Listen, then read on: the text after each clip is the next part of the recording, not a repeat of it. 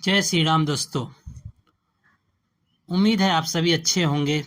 मैं प्रभु श्री राम से प्रार्थना करूंगा कि जो भी मेरी वीडियो देख रहे हैं उनके अपने जीवन में ढेर सारी खुशियां मिले। आज की कहानी का प्रमुख कहानियों में से एक कहानी है जिसका शीर्षक का नाम है अयोध्या में राम विवाह की तैयारी। आशा है आपको पसंद आएगा और अगर आपको पसंद आता है तो कृपया लाइक करें। सब्सक्राइब आप लोग नहीं करते हैं, कृपया सब्सक्राइब जरूर कर ले जिससे मेरी आने वाली वीडियो आप तक पहुंच सके। तो चलिए शुरू करते हैं। अयोध्या में तैयारियां। मिथिलापुरी से अयोध्या तक का मार्ग 3 दिनों में तय करके महाराज जनक के मंत्री राजा दशरथ के दरबार में पहुंचे।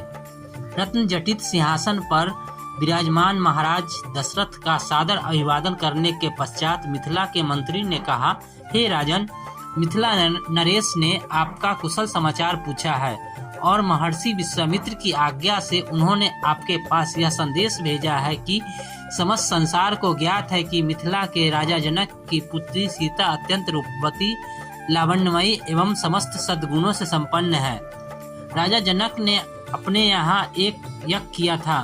उसमें उन्होंने एक प्रतिज्ञा की थी कि जो कोई भी भगवान शंकर के विख्यात धनुष पिनाक पर प्रत्यंचा चढ़ा देगा उसके साथ वही राजकुमारी सीता का विवाह करेंगे।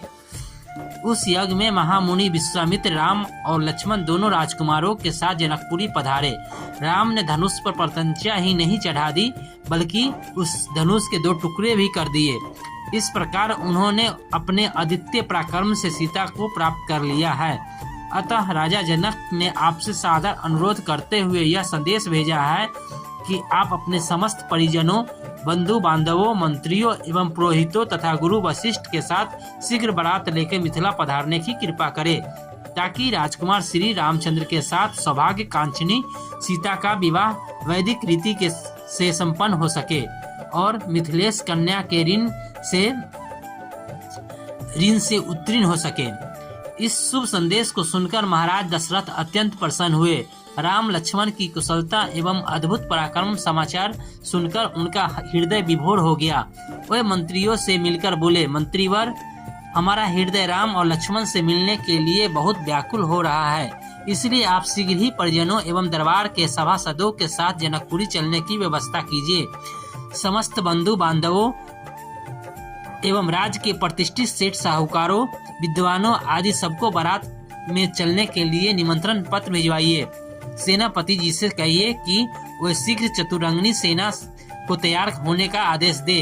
यदि संभव हो तो ऐसी व्यवस्था कीजिए कि हम सब लोग कल ही प्रस्थान कर सके, क्योंकि हमारे समधी मिथिला नरेश ने हमसे बहुत शीघ्र मिथिलापुरी पहुंचने का आग्रह किया है। साथ ही परम पूज्य राजगुरु वशिष्ठ, वामदेव, जावली, कश्यप, मार्कंडे, महर्षि कात्यायन आदि ऋषि मुनियों से भी यह प्रार्थना करें कि वे कल प्रातः काल ही हम लोगों के चलने से पहले ही जनकपुरी के लिए प्रस्थान कर जाएं।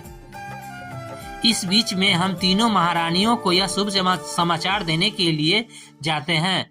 इतना कहकर राजा दशरथ ने मंत्रियों को आदेश दिया कि वे मिथिला से आए हुए अतिथियों का उचित सत्कार करें और उनके खान पान, ठहरने आदि का समुचित प्रबंध करें। इसके पश्चात वे स्वयं राजप्रसाद के अंतःपुर में पहुंचे और तीनों रानियों को बुलाकर यह शुभ संवाद सुनाया। शीघ्र ही यह समाचार सुनकर अयोध्या नगरी में फैल गया। घर घर में मंगल गान होने लगे, नृत्य संगीत का आयोजन होने लगा।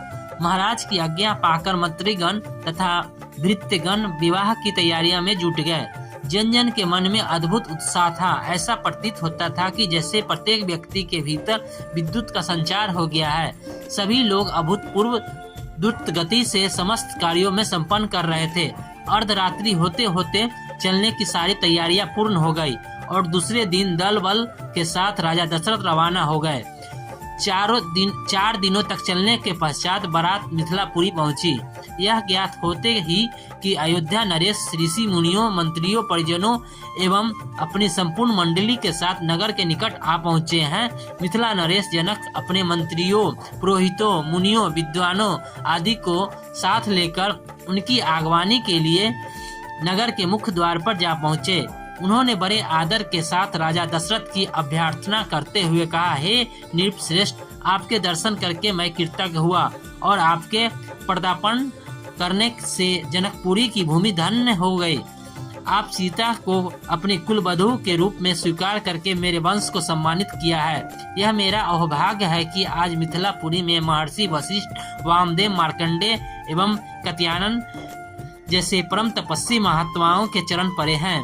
मैं नहीं समझ पा रहा हूँ कि इस असाधारण सम्मान को पाकर किस प्रकार अपने भाग्य की सराहना करूं। इस प्रकार समस्त आगत महानुभावों को सत्कार करके महाराज दशरथ को उनके साथ आए हुए ऋषि मुनियों, बधू बांधवों, मंत्रियों एवं सैनिकों को जलवासे में ठहरने की उचित व्यवस्था की।